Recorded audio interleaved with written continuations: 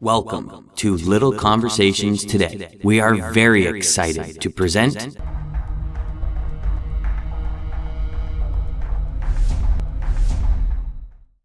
So when we finally had our first child and he was born without ears, and they had told us that he was deaf, we didn't find out till 2 hours after he was born because all they did was count 10 fingers, 10 toes, and he was a healthy, bouncy little boy. And when doctors who should know, you believe and trust them that they know best, told us that he was deaf, and he can grow up to be deaf. There are sign language, there are other modalities that can help him grow up to be in that community of deaf children. I just didn't buy it.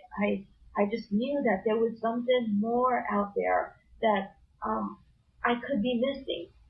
But one day he was sleeping. He was basically, I think, about a month old, and I dropped a weight from our gym, and it startled him. And I was just, oh my gosh, what just happened? I know he can hear, or he felt that vibration. And instantly, from Napoleon Hill's book, came that part where his son was born exactly the same way. They were told that his son was deaf. And they found out was that the that first time you actually, went, oh my God, is that the first time you made the connection? Absolutely. And I looked at that, I thought about it. It was kind of one of those things that you put in the back burner. Yep. And when it happens, it just flashes in front of you like an HD, and you're like living it. It was like I was back in 1937 or whenever his son was born, fighting on that phonograph, and they realized, his parents, Napoleon Hill, realizing that his son could actually hear, and that's why he was biting down on this phonograph, because he could feel the vibration and hear through that. Well, we immediately flew to LA and found out that he could hear. He didn't have the physical, external hearing process, but he didn't have the bones that could oscillate for him to trigger the nerves to hear. So he had conductive loss. He didn't have nerve damage where this child, our son, could actually hear. So we took him to LA, got him fitted, went to the House Ear Institute, which is probably the best. And, things happened in the moment because I didn't hear about this place, the House Ear Institute, until the day he was born. They kept him in for testing a couple days, and on the Hour of Power, I saw Dr. House performing a surgery on a 4-year-old boy was born deaf, and through technology with NASA had developed some hearing device that was implanted, and this 4-year-old boy could hear. And wow. So here we go again, that now I've gotten direction where to take our son to get him tested further. And so we took him to LA, took him to the House Ear Institute, and they fit him with the proper type of hearing aid that we could not find where we were living at the time in Maui. In fact, the doctors didn't even know about it. And all this was just coming at me because I was out there looking, putting the energy out there saying, there's got to be more. There's got to be more to life. There's got to be more for this little boy.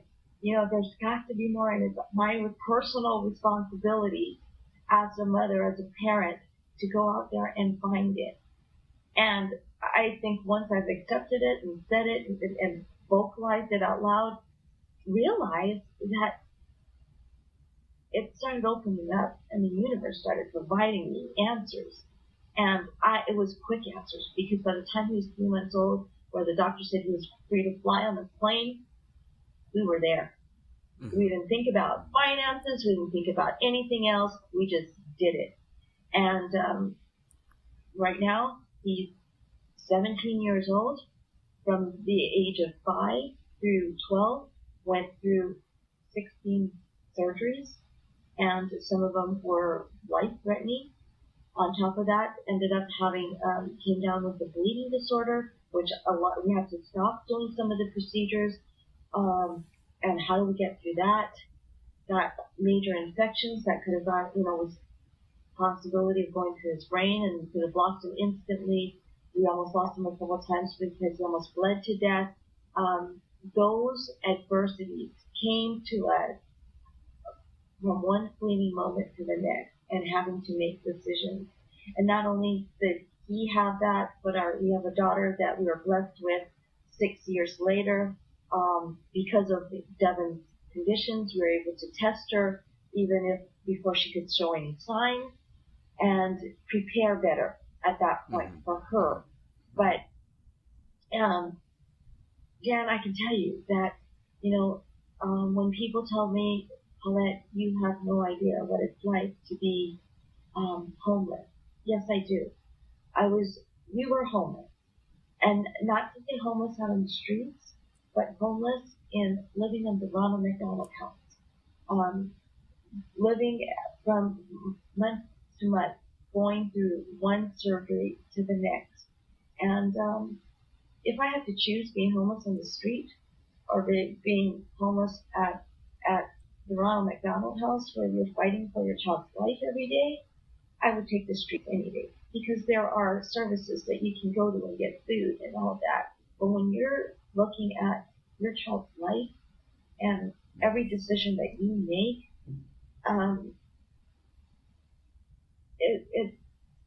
it's so much better to be homeless to me on the street than to lose everything compared to your child. And you are the responsible person to make the best decisions for your baby.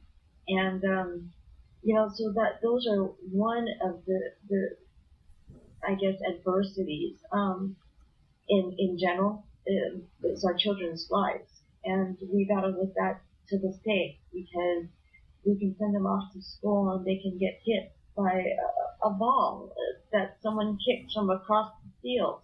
And we're in a life-threatening situation because they could bleed in the brain and it's a scary situation. But we can let that situation control how we live.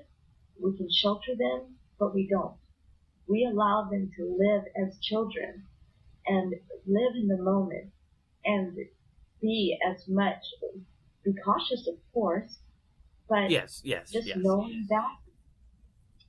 knowing that and having them to be children and give them a full life as them to be the way they were born, has caused us to really keep searching and looking for better ways than the average person that is so fortunate and blessed to have children that are perfectly normal.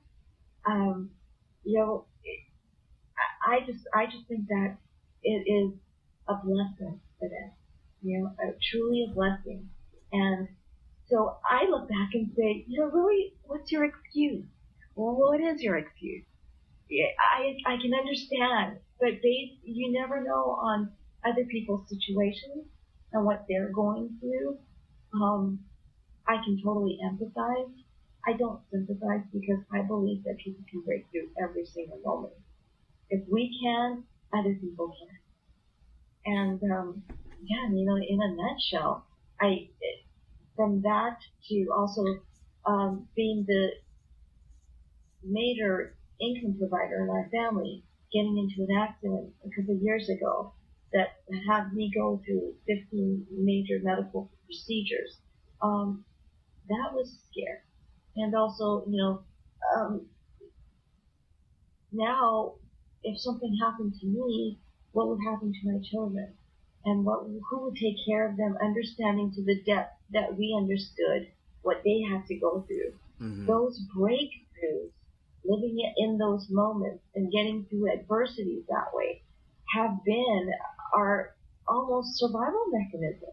And I just think that when people tell me, Paulette, you have no idea, we are down to our last penny, or we are nearly homeless, that things that, those are choices that have been made in the past, but today is a new day.